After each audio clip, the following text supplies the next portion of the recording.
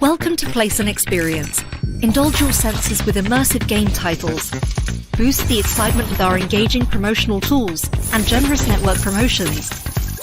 Be in control with XI Viewport Management Tool and experience seamless gameplay powered by X Platform. Enjoy Place and Experience as our partners do in over 20 regulated markets. And get ready to go big. Big play is on. Placent.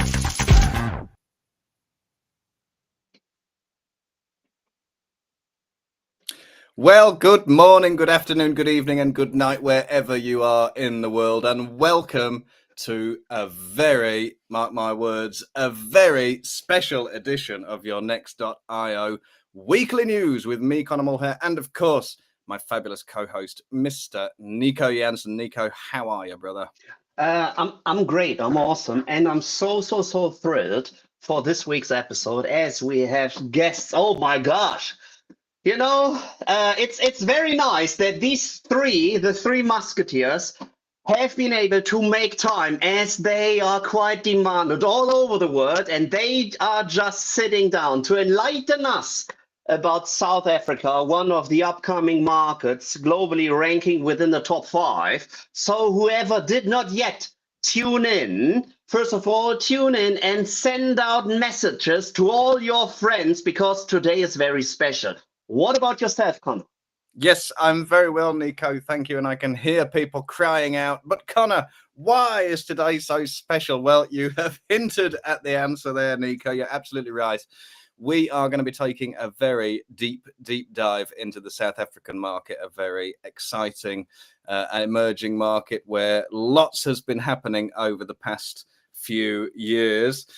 We recently published a very in-depth market report on South Africa, which is a little bit different from what we usually do at Next.io. Usually we're focused on news, but this report took a slightly different structure. It's a much more in-depth piece of work, and it was written by my fabulous colleague, Sonia Lindenberg, and we're going to be bringing out Sonia in just a few minutes to tell us more about her report and the inspiration behind it.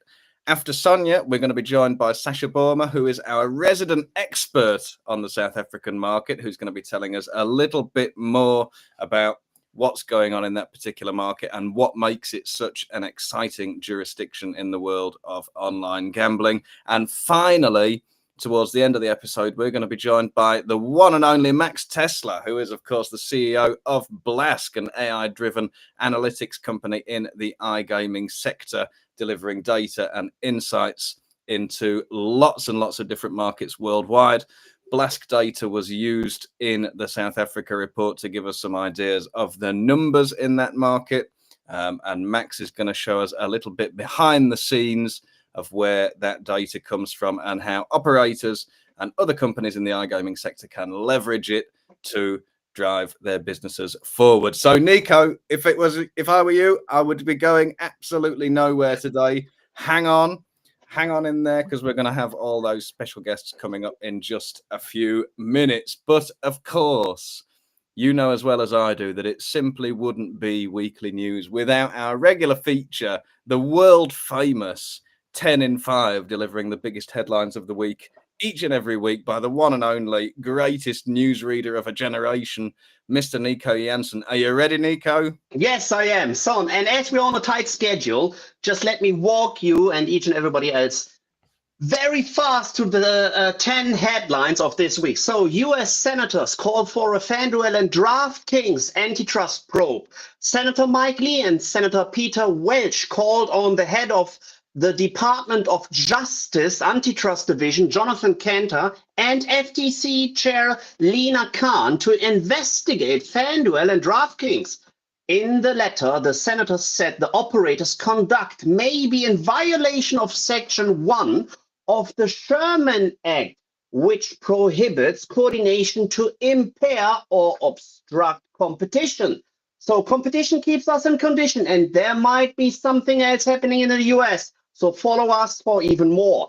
Then the UAE's General Commercial Gaming Regulatory Authority, GCGAR, has begun chasing illegal operators out of the market with a warning to local residents. Kevin Mullally, the CEO of the GCGAR, commented, "Stay vigilant and informed to protect yourself from the risks associated with illegal gaming. Your adherence to the law not only safeguards your personal and financial security, but also upholds the integrity of our community. If you choose to play, do so only with licensed operators."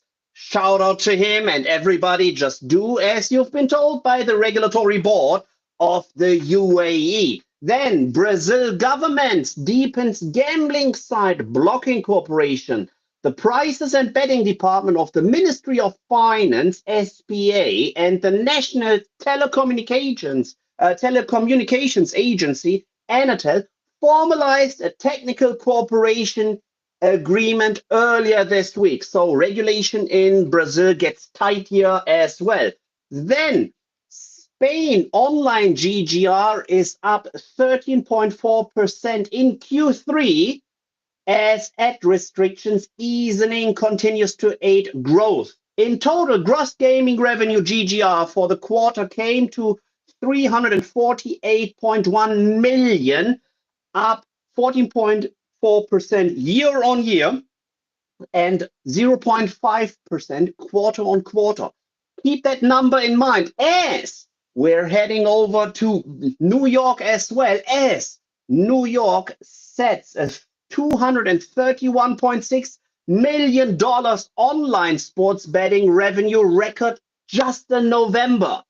Mobile sports betting gross gaming revenue in New York reached a monthly record of 231.6 million during November, while handle fell just short of the state's all-time high. So New York is generating probably the same GGR in 1 month, has half the size of overall Spain, and Spain does the same amount in a quarter. So that's why New York and the US is the holy grail as of now for gaming. Then 2 news in one, as Spelinspektionen, the Swedish regulator, hits video slots with a fine, and we see also a rebranding of video slots to Immense Group as well. So Malta-based casino operator Video Slots has rebranded as Immense Group. The company also appointed the well-known industry legend Jesper Kerbrink as CEO of Immense Group. And guess what? The Swedish born and raised initially just reduced the overall fine of Spelinspektionen from 9 million Swedish krona to 4 million Swedish krona. So just acting, he already reduced the overall fine by more than 50%. Shout out to him as well, and all the best. Then 3 more to go, as Q3 numbers of 2024 for Allwyn have been posted, and they come in with a 7% increase year on year to 2.14 billion in Q3 2024, driven by strong organic growth in Austria, Greece, and Cyprus, while numbers in the UK are declining a little bit. 2 more to go, as BC Game withdraws its gaming license from Curaçao, and the operator will focus on regulated markets. And last but not least, ASA clears Betfair overpriced pinball radio advert. The UK's Advertising Standards Agency, ASA, has cleared Betfair over a radio advert for its prize pinball free-to-play promotion after a complainant challenged whether it had been inappropriately broadcasted at a time children could have heard. So this has been my 10 and 5, and I just came in 5 minutes. Guess what? Now handing over the microphone to my host, Conor Mulheir. So please take over. Amazing work, Nico. I think that's the first time you've ever done the 10 in 5 in 5. That was very quick. So, as promised, we're going to be moving straight on to talk about the South African report. And it wouldn't be right for us to talk about this report without introducing a fabulous colleague of mine. Yes, Shahar, this is really how he always talks. Thanks to everyone in the comments for leaving your questions and saying how excited you are. We're all excited too, and we're going to bring out our first guest in just a second. But if you have any questions on the South African market, we are joined by our experts today. So please get them in the comments and we will see what we can do. But first, what we should do is introduce my colleague Sonia Lindenberg, who is the author of our extraordinary and very highly in-depth South Africa report. So without further ado, can we bring Sonia onto the stream, making her weekly news debut? Hi, Sonia, how are you? Hello, everyone. Are you doing well? I'm fine. Good. I'm very pleased to hear it. Now, a lot of our viewers and our listeners are going to know you from the news and the features that you write on Next.io. You are an exceptional journalist and you do a fabulous job of keeping us up to date with the iGaming market globally, day in, day out, quite frankly. But the South Africa report is a very different style of working. It's a very different product that you've come out with. I think it's something like 30 pages in length. It's very thoroughly researched and very in-depth. So my first question to you is, when you were thinking about coming up with a big in-depth report like this, what was it about the South African market specifically that stood out to you as a market that deserved further exploration? Well, I mean, I guess we have seen, the iGaming industry evolving, rapidly, and there are new and exciting emerging markets appearing every year. We've seen remarkable growth across Latin America, and South Africa was always one of those countries that was in conversation I had with experts, lawyers, investors, operators. That was compared to Brazil in terms of its market size and potential. And for example, last year, so in the last fiscal year, 2023-24, gross gaming revenue grew by 25%, or even a bit more than 25%. So, but yet, despite all this growth, we've noticed that the market hasn't received the same level of attention as others have. So one of the gaps we've identified was a lack of in-depth information that operators and suppliers could use to navigate the market. So our goal was to fill that gap by providing not only insights on the regulatory landscape, which you may find in various places, but also a broader understanding of the country and its business environment. Amazing. And it really is an exceptionally detailed report. You can download the report by scanning the QR code on your screens right now. But I understand it can't have been a particularly easy piece of work, Sonia, simply because of the rate of change in the South African market. Over the past year, we've seen lots of new developments. So in terms of the challenges that you faced while you were putting this report together, how much changed during the period when you were actually writing this? Yeah, quite a lot, to be honest. So we started exploring the idea for this report at the beginning of the year.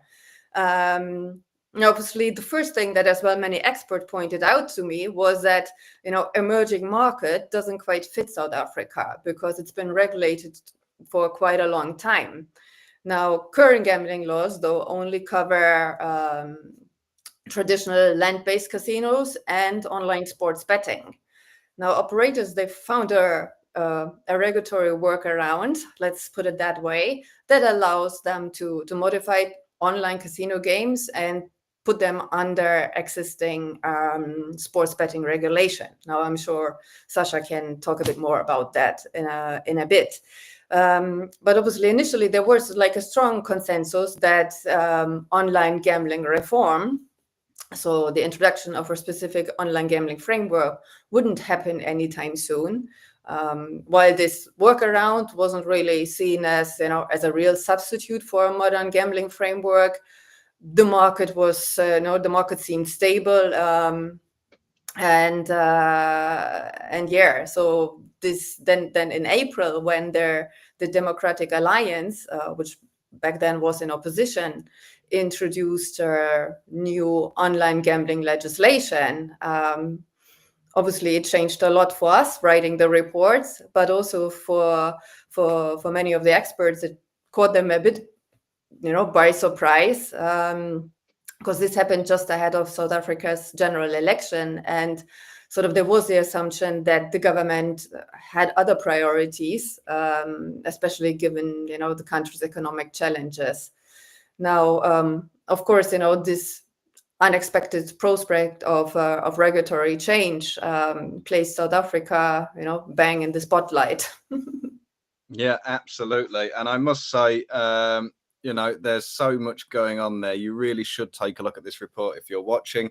If you haven't seen it yet, I know a lot of our viewers will have read it already. It's not only highly informative, but it is also a jolly good read, Sonia, if I may say so myself.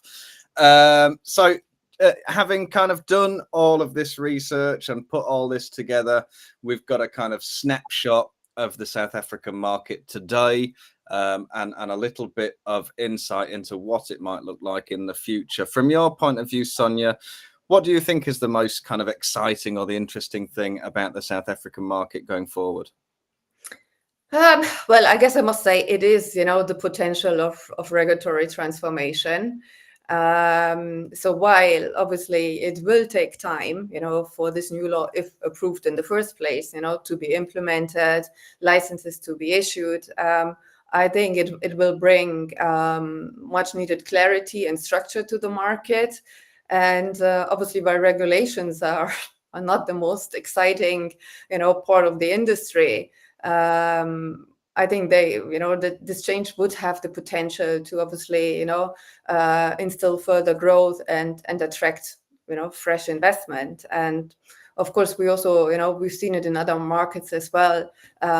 Periods of regulatory change often present the best opportunities, especially for companies able to, to adapt to new regulations and take advantage of them too. Yeah. Well, thank you for coming on and sharing that with us today, Sonia, and congratulations on all your work on this report. It is a tremendous achievement. And so we'd just like to say very well done. Thank you for coming and seeing us today. We're going to move on to our next expert and we'll let you carry on with the rest of your day. Thanks for joining us, Sonia. And there she goes. And we're going to move straight on because, as we've already told you, we've got a very interesting list of expert guests today. Our next guest is somebody who contributed enormously to Sonia's report with her insights and knowledge about the South African market. She is our resident expert on the matter. It is, of course, the one and only Sasha Boerma. Can we bring Sasha onto the stream? Maybe not. Yes, we can. Sasha, thank you for joining us. Afternoon. I'm so well, thank you. Thank you for letting me join. No, thank you very much for being with us. As I mentioned, you are, a leading voice on the South African market. You've been working in that market for a long time, and you're extremely knowledgeable about it. I think Sonia alluded to this a little bit in her little question and answer session there, but just as a way of introduction, can you tell us about some of the things that make the South African market unique globally? What are some of its kind of quirks or some of its individual characteristics that make it different from anywhere else? So obviously there are a few things. The first, which Sonia spoke about, was how incredibly different the regulatory space is and how we've had to kind of find workarounds around still being able to advertise slots and online games, because we're not allowed to talk about casinos, and that's done extremely well. And we've seen the growth in revenue doing that. And some of the provincial regulators are pushing really hard to grow online casinos, and that's why we've seen this remote bill being pushed the way it has been. So as Sonia said, that's a very interesting space to watch. And it's really interesting to remind people that in South Africa, you're not allowed to advertise online casinos or mention those words online casinos. So it's a very different space to play in, yet players like Hollywood Bets are doing extremely well. The gaming revenue is huge, as that's why we're one of the top 5 markets. So what we've done so far with such limits is really, really impressive. Second of all, it's Africa. It's something incredibly different. I always say I live there, I grew up there, I was born there. And if you ask me to launch a South African casino right now, this minute, I still would have to go do a lot of research because we have 11 different languages with completely different cultures. So to provide content for this market is extremely different and extremely unique. And the economic factors and demographic factors are extremely different from what we're used to in our tier 1 countries. Yeah, sounds like an extremely diverse and complex kind of business environment to be in. So with that in mind, what would you say are some of the key trends that are shaping the South African market today? The key trend is obviously we've seen with the research with the youth, they don't want to play traditional casino games. And you can see that with the likes of Hollywood Bets, pushing Aviator the way they do is they're very inclined to go towards crash games. And the reason for that is they don't want to be associated with casinos and traditional games. They also don't want to spend the time learning how to play them. So, using that as a key factor in your casino is massive to understand that. And also bringing in the cultural nuances that they want to see. They want to have content that's relevant to them. And also what people forget is the mobile market is completely different to anywhere else in the world. So the games need to be able to work with the data that we have and the phones that we have. It's a very different niche of technical and data set than anywhere else in the world. Nice. Now we've got a question from our audience. Amadou Barry asks in the comments, what do you think of South Africa in terms of gambling affiliation? I have a feeling this possibly plays to your strengths, Sasha. What's your take on that? So as I mentioned, we are not allowed to mention in South Africa the words online casino or online gaming, which makes it extremely difficult. You have to get a license if you're a regulated casino, and they will say no and you'll be banned. So what the regulated casinos are doing is they're allowed to advertise as betting or as wins. So the terms are quite different, but it's really hard for a regulated casino to compete against a black market casino or affiliate site that is punting those terms because Google isn't really blocking you either. So we've spoken to the regulators and they don't really have the time or the manpower to block those sites either. So for a regulated casino at the moment, it's really difficult to compete. So it's a bit tricky, but that's why the remote gambling bill is being pushed the way it is. The Mpumalanga Gaming Board, which is one of the provinces here, has been spearheading that and working really hard with the Malta Regulatory Board and the Curacao Regulatory Board to learn best practices. So we hope you're going to see that change quite soon. Yeah. Now, speaking of the remote gambling bill that was introduced earlier this year, as Sonia mentioned, so what kind of changes have we seen in recent years that you think have led to that? And what do you think will be the impact of the remote gambling bill's introduction? So the remote, it's just a proposed bill. It hasn't gone through yet. Actually, the closing submissions was the beginning of December for anyone to get input on that bill. And it's basically just allowing casinos to apply for online casino licenses and to kind of free up the market a bit. That came a lot with, as I said, Mpumalanga has been spearheading and pushing that a lot. And the Western Cape has also allowed and really encouraged issuing of sports betting licenses with this slot games undercurrent that's allowed on underground, but workaround to allow online games to be played. and the revenue's been huge. So I think both of those factors have really pushed. And as mentioned earlier, the DA has seen the financial benefits, which is Democratic Alliance, has really seen the financial benefits of the Western Cape through tax revenue, which has filled the governmental gaps a lot with regards to where the government has cut back on spend, and they've been able to use revenue from tax, from gambling, to fill in those gaps where needed. So it's kind of been like a perfect mixture of things that are working really well. And as Sonia sort of mentioned earlier, the DA put this forward in April, just before the elections, and they have got a huge coalition now within government. So they really have a good position to push this forward. So for the first time ever, we feel like this might actually happen, and is quite possible and quite soon. Amazing. Yeah, lots to look forward to there. And we have got comments rolling in. We've got questions rolling in the comments, I should say. Reza Hark wants to know, what are the biggest challenges in integrating blockchain or cryptocurrency solutions into South Africa's gaming platform? Sasha, is that something you've looked into? It depends if it's regulated or unregulated. In general, any payment providers is difficult in South Africa.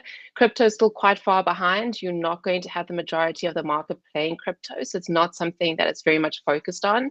It's not something that the market's very well educated in, so you won't really see a lot of it. So it really depends on a lot of factors. Is it regulated casino, unregulated? Again, your traditional payment providers will obviously not be able to play in the unregulated space, but crypto is pretty much a free-for-all. There again, it's more about education and what demographic are you talking to. Now, speaking of which, we have another question from Henry Ross, who wants to know about the data and phone issue that you mentioned before. So maybe in South Africa, operators need to have more data light operations that can be run on older phones, for example, or simpler phones. Now, does that issue cross economic divides in South Africa? Henry wants to know. Is that a nationwide problem? Is it only particular groups? Yeah, so I mean, Max will talk about his data set from South Africa later, where he'll show you the different income sectors that his product can show you. And you can see the band is a lot of low income wages weekly earners versus monthly salary, full-time employed workers. And those people technically will have up to 5 mobile devices and 15 SIM cards they swap between. And they're very low, basic phones. They can be 20 years old. So the functionality of those phones are not what we are used to in tier 1. So you have to be able to provide very light, very easy to use sort of games that will able to even show up on those sort of phones. And so quite basic tech, if that makes sense, and not so, graphic heavy. We use these really beautiful interactive games, but basic is definitely the way forward. And second of all, data is really expensive in South Africa. So a lot of the games actually offer free play without the need for data. And obviously with, it's still a very poor country. So you've got to keep all those things in mind and make sure that your games are very light in data, because if it's too expensive, your player will fall off, not because of anything else and they've run out of data and it's really expensive to top up. So do you want your player rather spending money on data or playing your game? So that's kind of the things you've got to think about. Yeah, it must be a very difficult balance to strike. Now, with that in mind, when you think about the key opportunities for the future of the market, if you think about a business that wanted to find success in South Africa over the next sort of 10 years, say, where do you think those key opportunities are? Is it all about providing these kind of super lightweight games that allow people to play with lower amounts of data? Is it about the way that things are marketed? What's your take on the key opportunities? I think those two questions are pretty much lean into each other. You need to get to know your audience and who you're speaking to, and you need to know your cultures.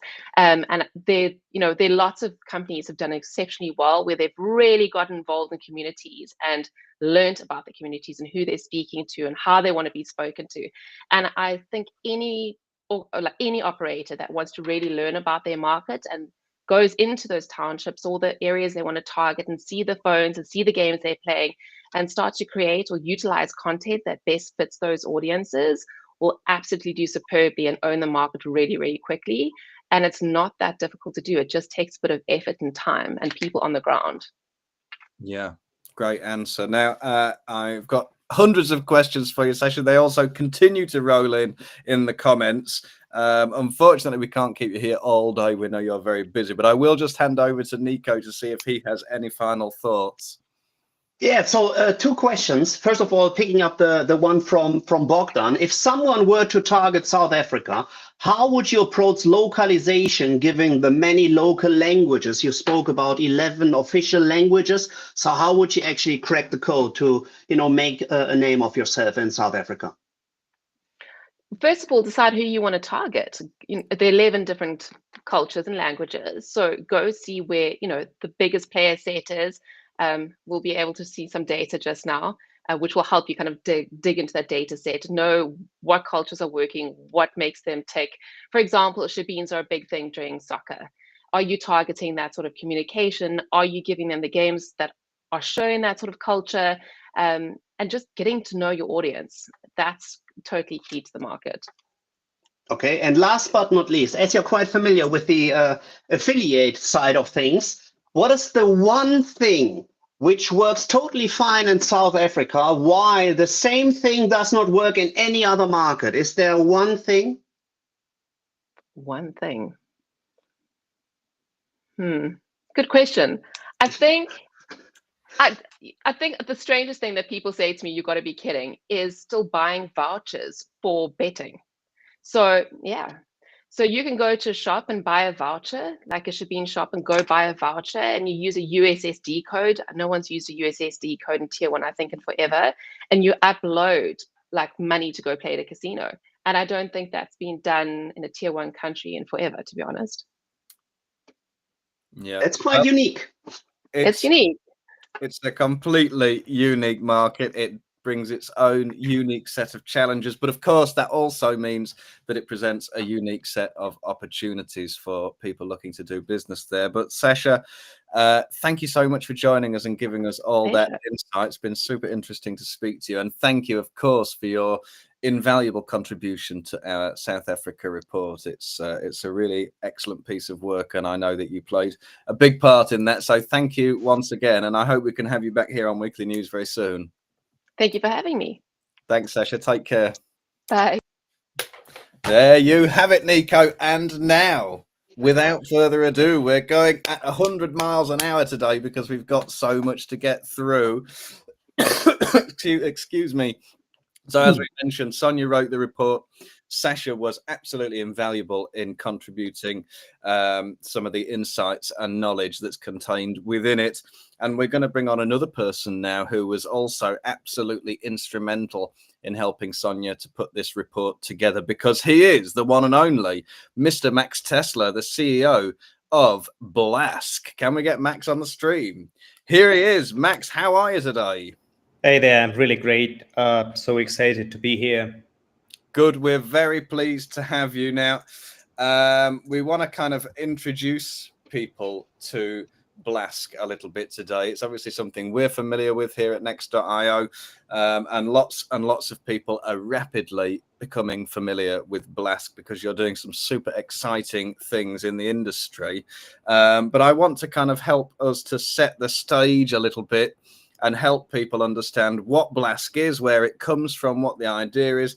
And to that end, I think you've got a little bit of a behind the scenes for us. So you can show us what's going on under the bonnet at Blask. Is that right?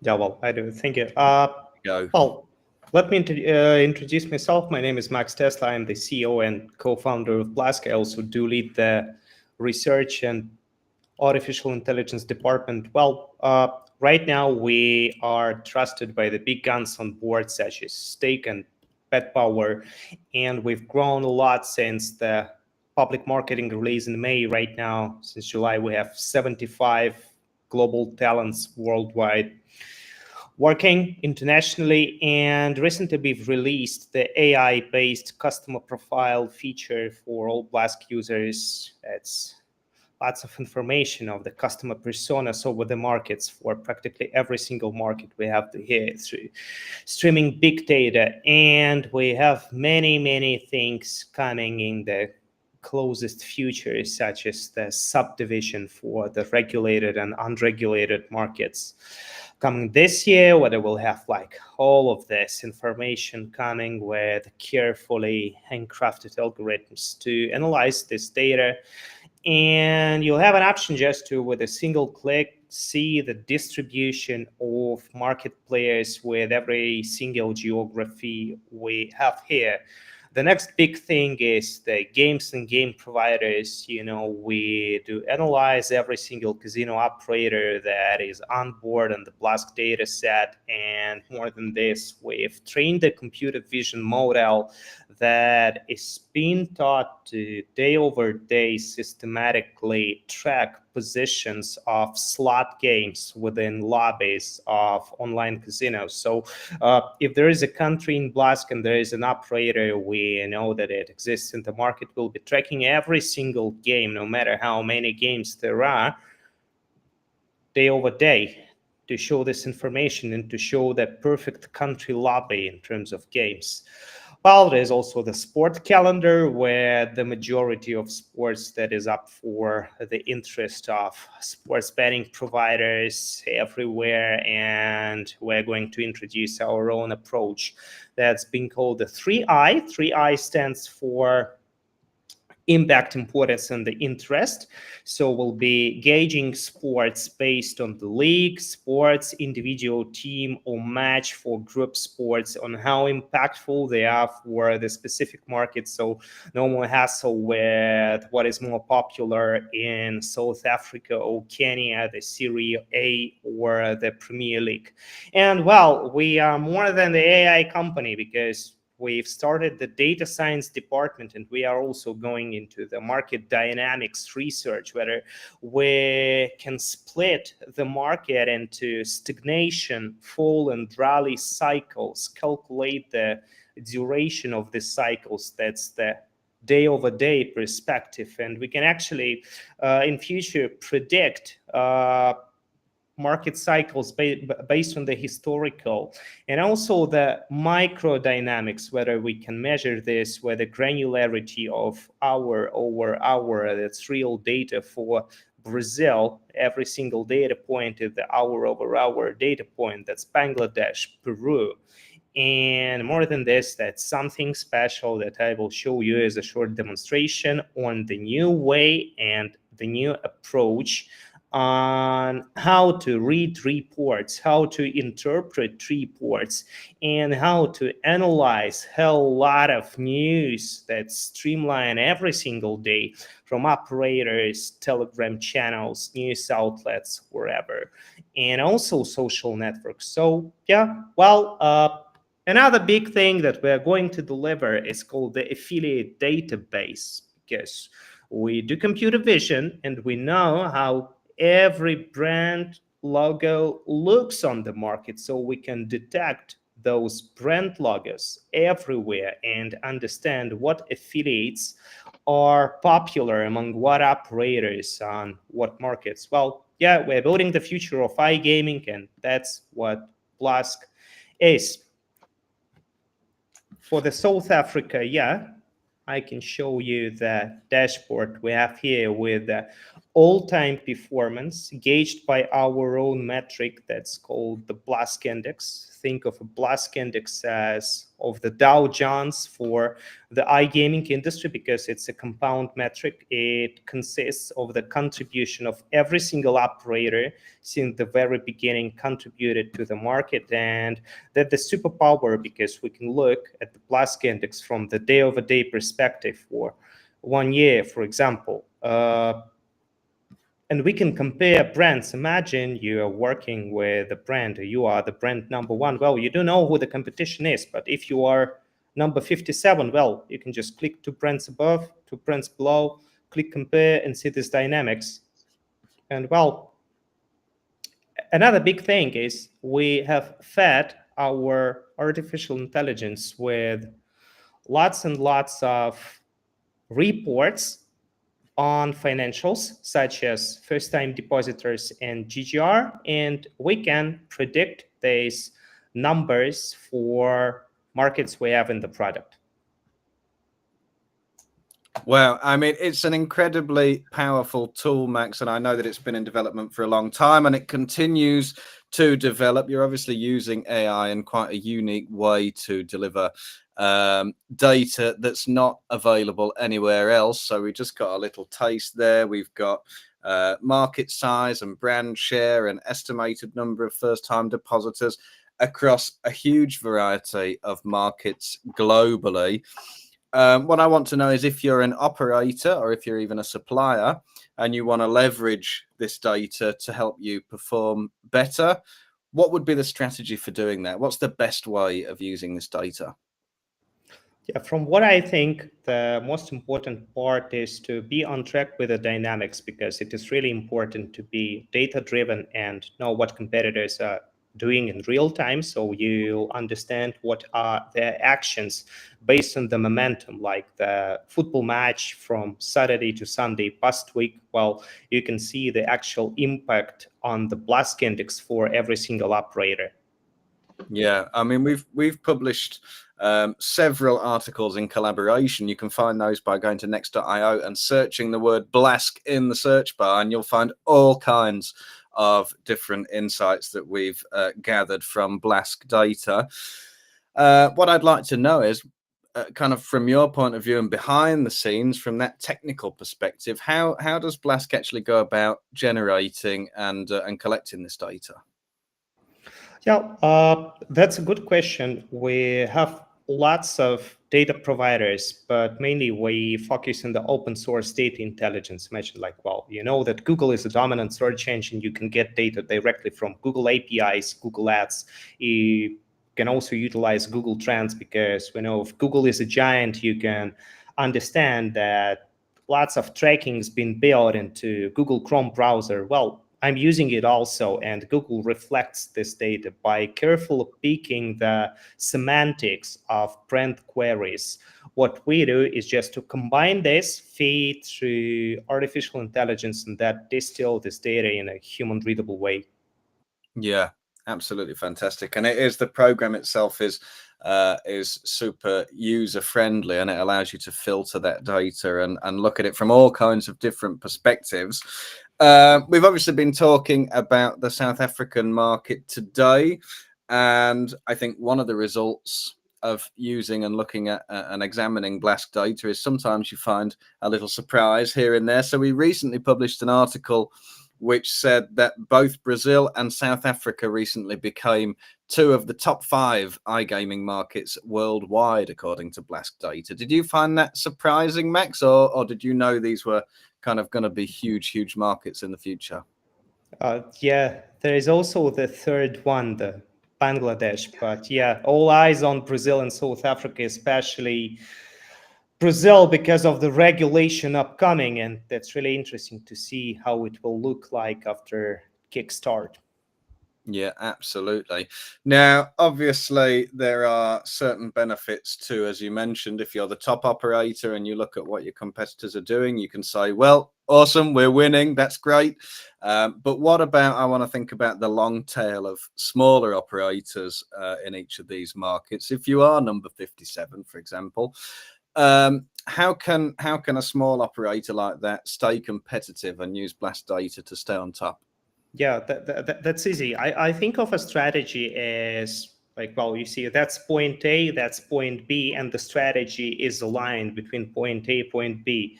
And to know where to get, you have to first understand where you are. What is the point A for you? As I've shown previously on the screencast, you can easily pick your brand or the brand of interest in Blask and just build the automated cluster with closest competitors. You'll have to outperform within the cluster and then go higher and higher over the ladder. Yeah, absolutely. So it's a great starting point for determining where you are in the market and where you can go next. Now, Nico, I know you've been learning a lot about Blask as well since the product was first soft launched not long ago. I'm going to hand over to you because I know you've probably got some burning questions for Max as well. Sorry, Nico, can you hear us? Yes, I can hear you. Sorry, it seems like I had some connection problems. So first of all, and shout out to you, Max. So you were literally just showing us like a code to actually how to actually enter a market. And as you were literally rushing through the slides, we're like, okay, I can based on the data you have.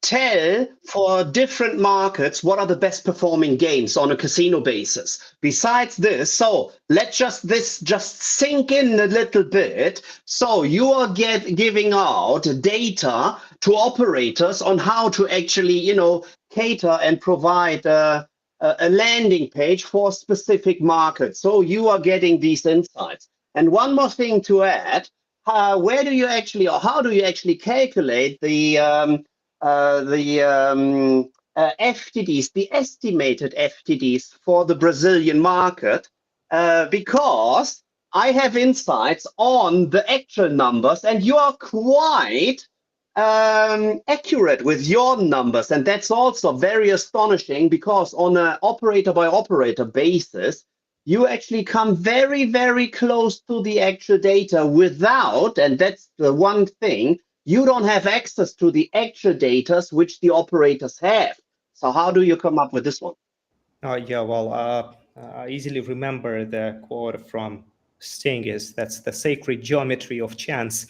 But actually, well, that's data and numbers and the distribution, because when having gigabytes of data from open markets such as the US market, regulated European markets such as Netherlands, well, by feeding this through deep learning, that's the thing where you can get the actual numbers that can be fine-tuned over and over. And what we did, if you know all of those financial reports, like gambling commission reports, regulatory bodies reports, public companies reports, even they're like half year over half year, year over year, quarter over quarter. We got the Blask index that is as granular as the hour over hour metric and the day over day metric, and extrapolated this data over the Blask index with getting the distribution and the huge data set we later fed on the deep learning.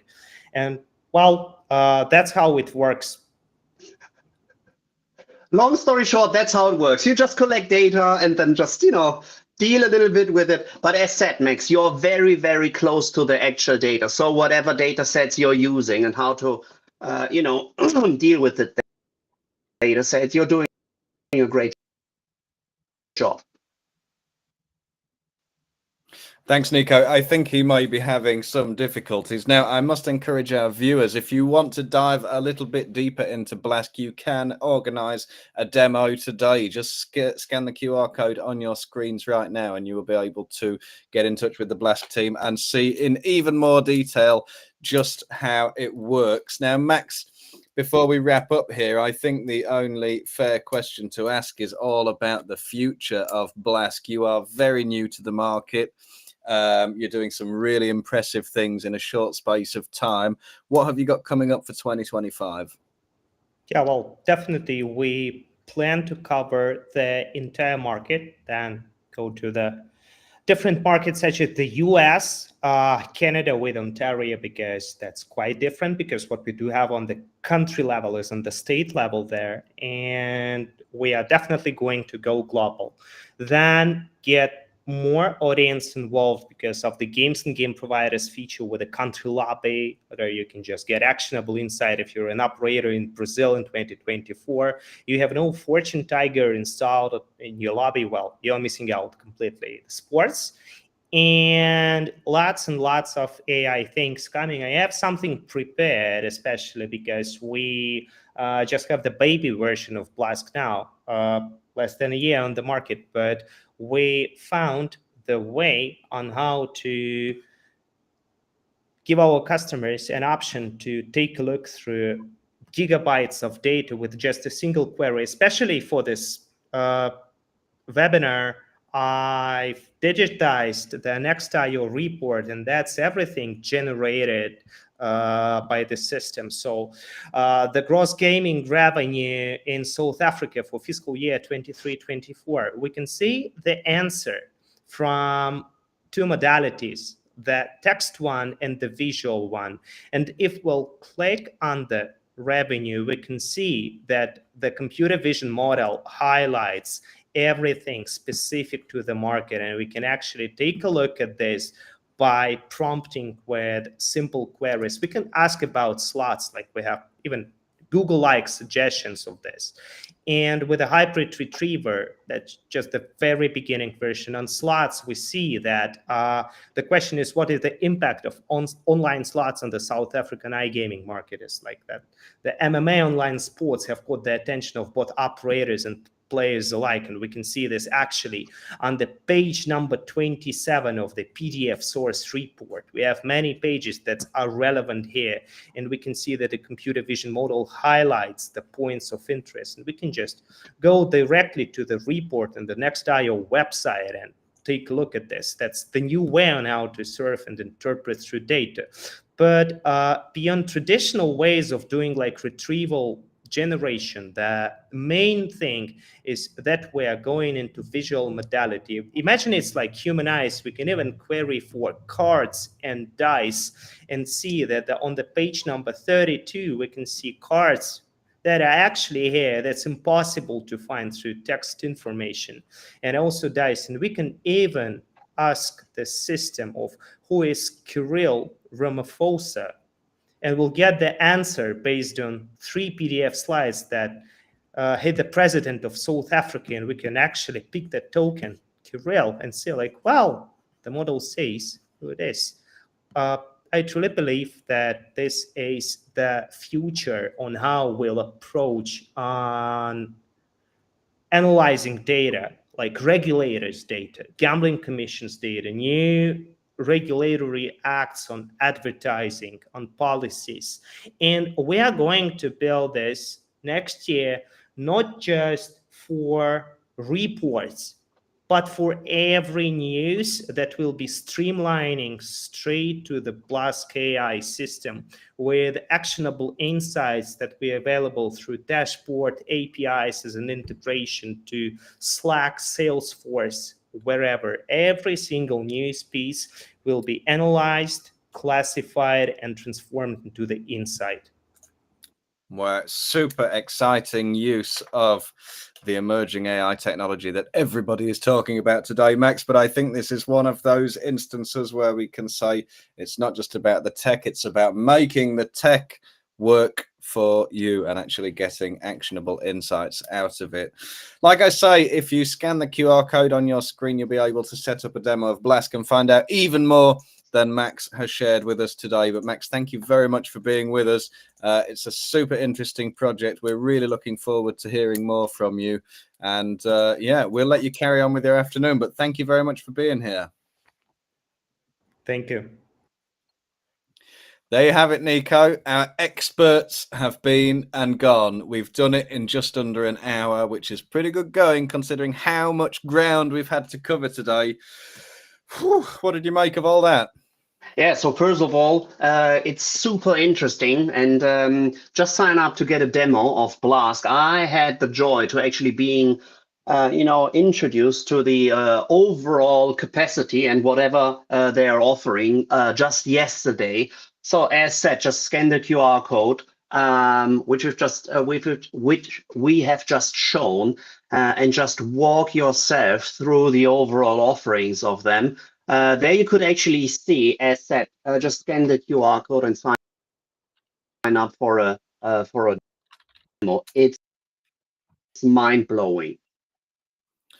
Awesome. Thank you, Nico. I think we're having a little technical difficulty with you, but just before we sign off, we've got a very special message to play from one of our partners. So if our producer can quickly roll the video, hopefully, Nico, you'll... Thousands of games, hundreds of studios, dozens of Hub Market partners, an industry-leading Hub wallet, and just one API. Hub 88 is connecting businesses to a world of limitless content where the possibilities are endless. Hub 88.